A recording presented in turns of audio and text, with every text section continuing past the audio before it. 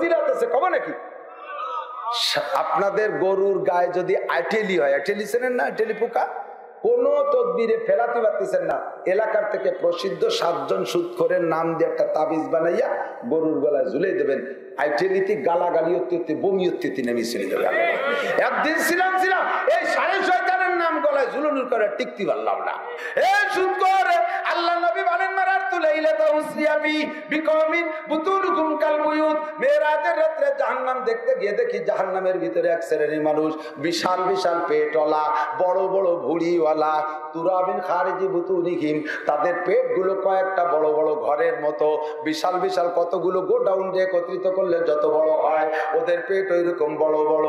আর এই পেটগুলো খালি না, ফিহাল হাইয়াত, পেট ভরা সাপ, পেট ভরা সাপ আর সাপ।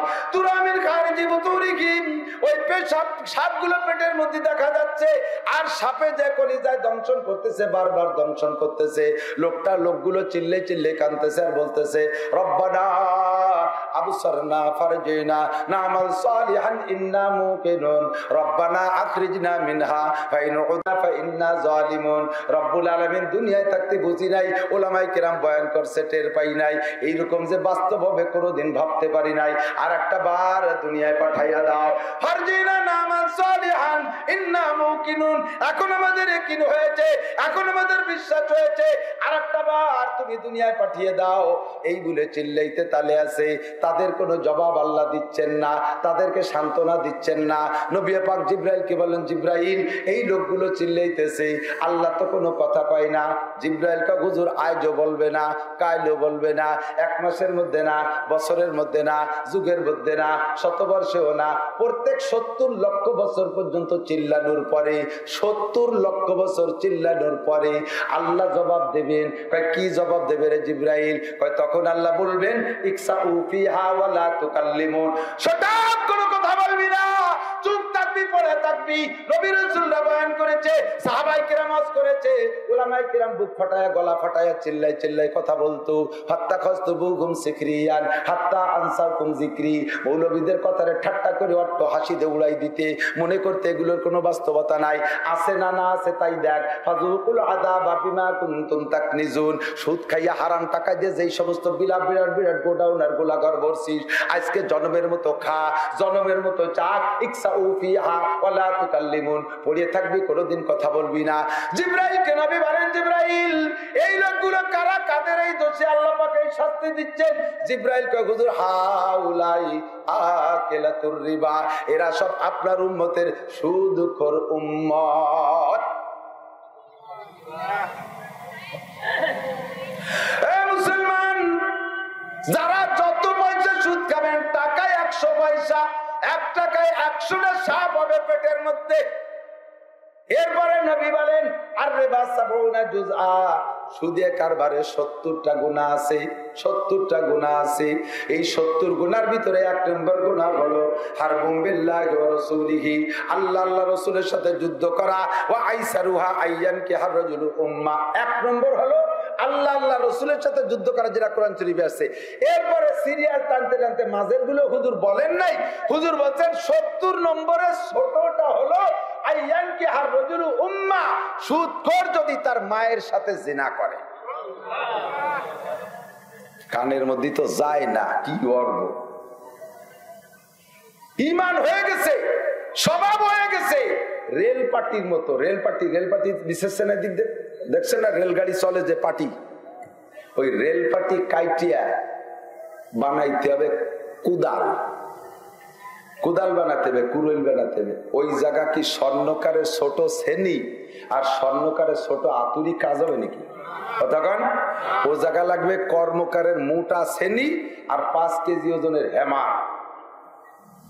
একজন বসে থাকবে আর একজন দাঁড়াইয়ে কাঁচা দিয়ে কুন্দি মেরে মেরে গাই দেবে, বাড়ি মারবে। 2-3 বাড়ি 10 বাড়ি খানিক কাটিয়ে যাবে, এরপরে পোড়াবে পিটেবে, পোড়াবে পিটেবে, করতে করতে একসময় খোদাল হবে। আমার আপনার ঈমান গেছে সুদ খাতি খাতি এমন শক্ত হইয়া, এমন শক্ত যে মিঠে আজের আর কারবার, মিঠে আজের আর কাজ করবে না, কাজেই শক্ত আজ। আল্লাহর নবী বলে, এ সুদখোর, যদি তুই তোর মারে জিনা করতে পারিস তাহলে সুদ খা। আমার মনে হয় এদেশের এখনো পর্যন্ত এই জাতীয় নোংরা কথা আমরা কানে শুনি নাই যে কোন ছেলে তার মাকে ধর্ষণ করছে। কথা কন, এখনো পর্যন্ত শুনি না। আল্লাহ হেফাজত করুক, আমি। তবে বেশি দেরি নাই, তবে বেশি দেরি নাই। ১৫০০ বছর আগে বিশ্বনবী মুহাম্মদুর রাসূলুল্লাহ সাল্লাল্লাহু আলাইহি সাল্লাম বলে গেছেন, এ আমার সাহাবায়ে কেরাম, আমার উম্মত অনুকরণে এত পাকা হবে, অনুকরণে এত পাকা হবে যে কোনো কিছু দেখলে সেইটাকেও সেইটার অনুকরণ করবে। মুসলমান অনুকরণ করতে করতে করতে করতে কোথায় নেমে যাবে? চুলের থেকে অনুকরণ শুরু করবে। Italian cutting, Australian cutting, Frances cutting, তারপরে সোর কাটিং, নুসো কাটিং, আর আরো কত কাটিং আছে না। এক মাথার চুল কাটতে ২৬০০ টাকা দিয়েছে এক যুবক। সুবহানাল্লাহ। তোর চুল কি দিয়ে বানানো? সোনাই দিয়ে বানানো নাকি? কাটিং, দাড়ি রাখছে, আর কি দাড়ি, এখান দিয়ে খানিক নাই, এই জায়গা দিয়ে খানিক নাই, এই জায়গা দিয়ে একটু আছে, মাঝে আবার খানিক কোল পড়ে গেছে, এবার তুতির পার্সেন্ট একটু একটু বগলের সাইজ করে রাখছে। Frances cutting. আল্লাহ এমন করে পোশাকের অনুকরণ, চুলের অনুকরণ, দাড়িতে অনুকরণ, মুসলমানদের অনুকরণ করতে করতে করতে করতে উম্মত এত নিচে নেমে যাবে, এত নিচে নেমে যাবে। যদি মুসলমানের সন্তানরা দেখে কোন ইহুদির বাচ্চা রাজপথে দাঁড়িয়ে দাঁড়িয়ে তার মায়ের সাথে জেনা করতেছে, কোন মুসলমানের সন্তান যদি দেখে রাজপথে দাঁড়িয়ে কোনো মুসলমান তার মারে জেনা করতেছে, মুসলমানের সন্তান মনে করবে এটা একটা ক্রেডিট, এর ভিতরে ক্রেডিট আছে, এটা একটা স্টাইল। ও তার মাকে যায় ঘরের থেকে ধরিয়ে নিয়ে রাস্তায় দাঁড়ায় জিনা করবে। ১৫০০ বছর আগে বলছেন নবী, সাহাবায়ে কেরাম কয়, হুজুর এইটা কি সম্ভব? হুজুর বলেন, আমিও থাকবো না, তোমরাও থাকবা না, আমার এই কথাগুলো চলতে থাকবে, একটা সময় এর বাস্তবায়ন দেখতে পারবা। ও দোস্ত, আমার মনে হয় আর বেশি দিন দেরি নাই, আর বেশি দিন দেরি নাই, চলে আসতেছে। অনুকরণ কোনোটাই বাদ নাই, সব অনুকরণ চলতেছে। আমার মনে হয় এখন যদি এমন কোন শুটিং এর মধ্যে দেখে যুবকরা যে নায়ক নায়িকা শুটিং করতেছে, শুটিং এর মধ্যে ব্যস্ততার মধ্যে পেশাব করতে গেছে, পেশাব করে দৌড়ে চলে আইছে ছুটে যাওয়ার ভয়তে, এবার সেন্ট আটকাতে মনে নাই, ওই সেন্ট আটকানো খোসেল খুনা অবস্থা যদি শুটিং করে আর ওই অবস্থা যদি ছবি আসে, তাহলে এলাকার দেশের যুবকরা মনে করবে এটা একটা নিউ ফ্যাশন, এটা একটা স্টাইল। যুবতী মাইয়া রান কাটা, রানে এখানে প্যান্টের উপরে ৩ কোপ দিয়া রান কাটা, এ প্যান্ট পরে আছে না নাই, এখানে এক কোপ, এখানে এক কোপ, একেবারে বেকায়দার কাছে আর এক কোপ, মোটা রান দিয়ে চেয়ারের পর বসে, ওই কাটা জায়গা টান খাইয়া ফাঁকা হইয়া যায়, তার শরমগুলো লজ্জাগুলো দেখা যায়। এইটা অনুকরণের নমুনা। এর কারণে ভয় হয় এখন, এই জন্য ভয় হয় যে আমার মনে হয় নবী পাকের সেই বক্তব্য যেন কখন বাস্তবায়ন হয়ে যায়।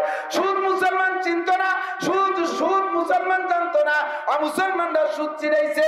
আর এই Grameen bank, BRAC, Adams, Caritas, BRDB, স্বনির্ভর, জাগরণী চক্র, আশা, প্রশিকা, আরো হাজারো হাজার কত কিছু আবিষ্কার করেছে। সবগুলোর মুরব্বী হলো আমাদের মুরব্বী বাংলাদেশের ডক্টর ইউনূস সাহেব। এই যে সমিতির যত সুদে কারবার, এতে যত গুনাহ হবে, চাচু তুমি কবরে থাইয়ে কিয়ামত পর্যন্ত পাবা, ঠিক কিনা? ঘরে যদি ওই পোকা থাকে, কোন তদবিরে কাজ হয় না। 7 জন সুদখোরের নাম লেখে ঘরের কোনায় তাবিজ বানায় ঝুলাই দিবা, ওই পোকে গালাগালি করতে করতে, বমি করতে করতে চইলা যাবে। সুদখোর কবরে শুয়োরের চেহারায় থাকবে, সুদখোর কবরে শুকরের চেহারায় থাকবে। এই জন্য মুসলমান জারু মা বাকিয়া মিনার রিবা ইন কুনতুম মুমিনিন। সাহাবায়ে কেরাম বলেন, হুজুর 1 টাকা খাইলে কতটুকু গুনাহ হবে? 1 টাকা খাইলে মায়ের সাথে কয়বার জিনার গুনাহ হবে? আল্লাহর নবী বলেন, আর রিবা বিদিরহামিন কাসিতুম ওয়া সালাসিনা জিনিয়া, 1 দিরহাম পরিমাণ সুদ খাইলে আপন মায়ের সাথে 36 বার জিনার গুনাহ লেখা হবে। প্র্যাকটিক্যালি কোনোদিন করেন নাই, কিন্তু এই সমস্ত জিনার গুনাহ আপনার আমলনামায় জমা হয়ে যাবে কিয়ামতের ময়দানে যে পাবেন। এজন্য আল্লাহ বলেন, ইনতাজতানিবু কাবায়রা, বড় বড় কবিরা গুনার মধ্যে অন্যতম সমাজকে নষ্ট করে ফেলাইছে। আইসা আবার আমাকে দেবে কয়, ও হুজুর, দেশে এত হুজুর, একটু মুনাজাত করে কিছু করতে পারেন না? আপনারা মুনাজাত করে কিছু করতে পারেন না? আরে বেটা, মুনাজাতে কাজ হবে তো কাজের লাইন খোলা রাখতে হবে। আমি বলে থাকি হোমিওপ্যাথ ঔষধ, হোমিওপ্যাথ ঔষধ এটা কিন্তু খুব ভালো ঔষধ, সাইড এফেক্ট কম। অ্যালোপ্যাথ এক রোগের জন্য ঔষধ খাবেন, রোগ সেইটা সারবে, আরো 5টা 7টা পয়দা করে দিয়ে যায় ভিতরে। অ্যালোপ্যাথের স্বভাব। আর হোমিওপ্যাথে কাজ করলে ভালো, না করলে পার্শ্ব প্রতিক্রিয়া খুবই কম, খুবই কম।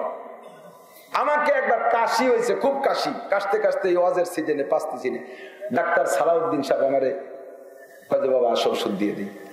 1 ফুট ওষুধ এরকম এতখানি পানির মধ্যে দিয়ে নাড়াই ছাড়াইয়ে সবটুক ফেলাই দিছে, একটু নাই।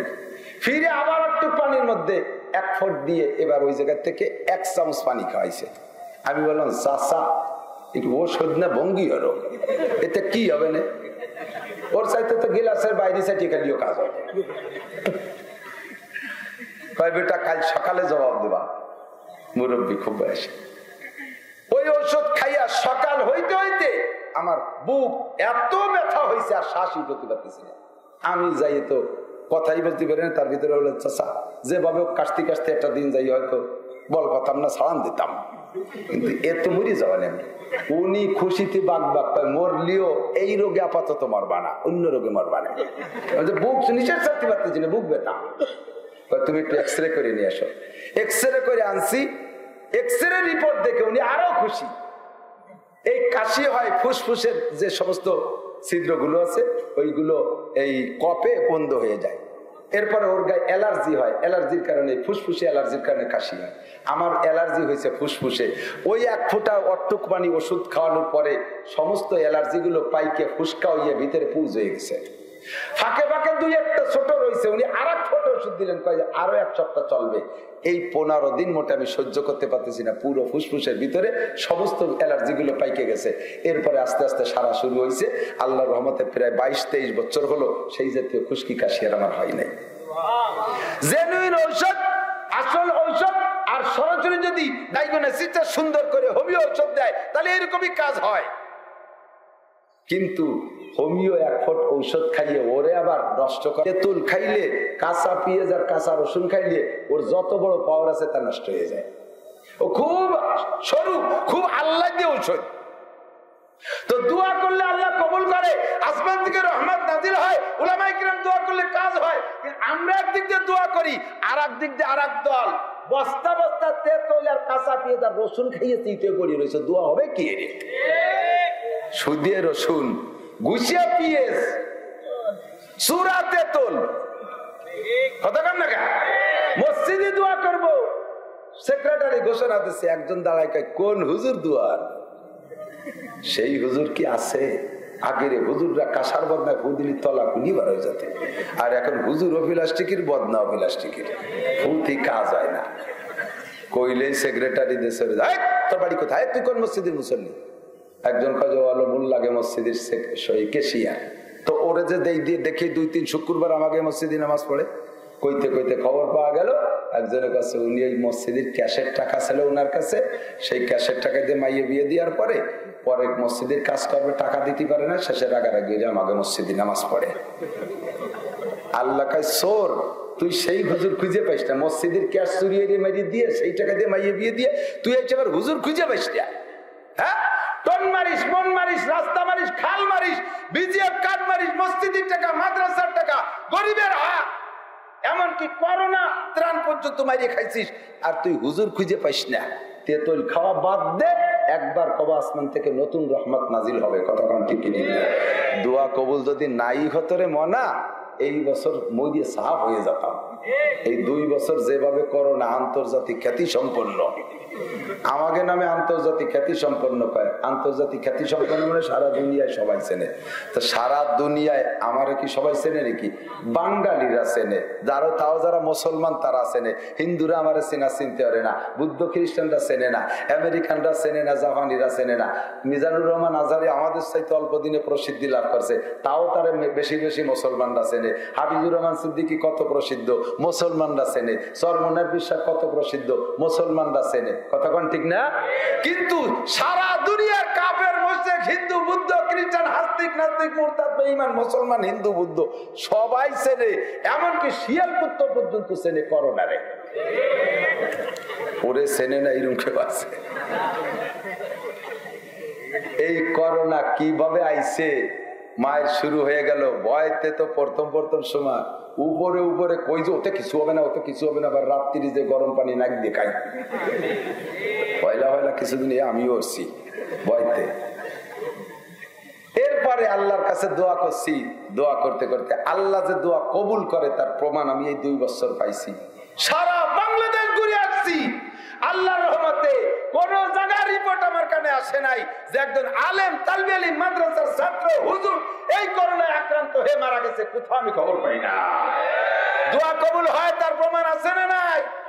আপনাদের জন্য দোয়া করছি আমরা, এই দোয়া কবুল হয়েছে বিধায় বাংলাদেশের এত বড় অনিয়ম জাতি যেভাবে মরার কথা ছিল সেইরূপ মরি নাই। বেশি ভয় পাইছে যে কটা, মরছে সেই কটা।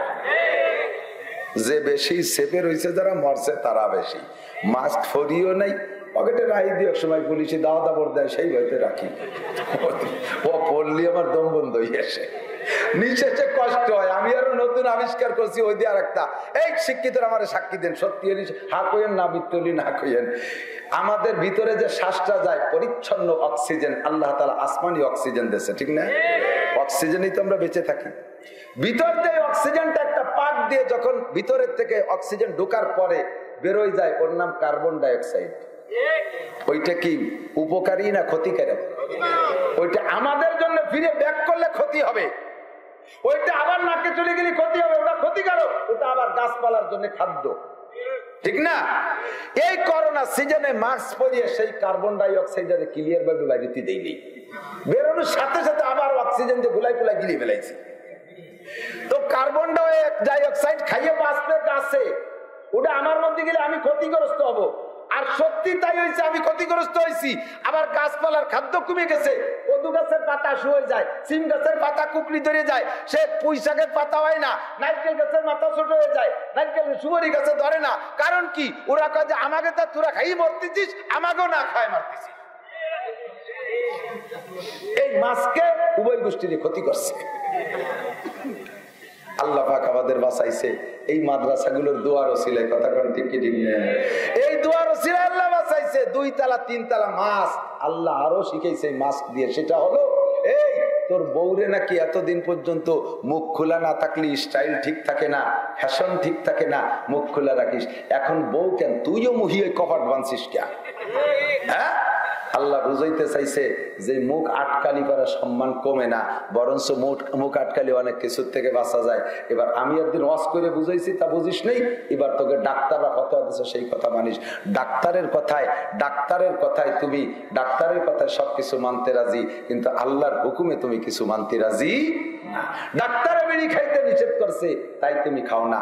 আবার ডাক্তারে অনেক হালাল খানা খাইতে নিষেধ করে। ডাক্তারে কয় না যে এই হোমিও ওষুধ দিলাম, ইলিশ মাছ খাবা না, গরুর গোশ খাবা না, হাঁসের ডিম খাবা না, হাঁসের গোশ খাবা না, গরুর গোশ খাবা না, গরুর ডিম খাবা না, পুঁই শাক খাবা না, চিংড়ি মাছ খাবা না। এক সাইডে কত হালালটা খাইছি, সব হালাল হারাম করে দিছে।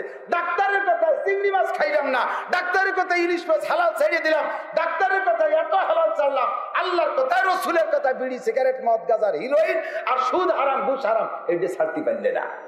তুমি সুবিধেবাদী মুসলমান, ঠিক কিনা? আমাদের দোয়া আল্লাহ কবুল করছে, বলেন আলহামদুলিল্লাহ।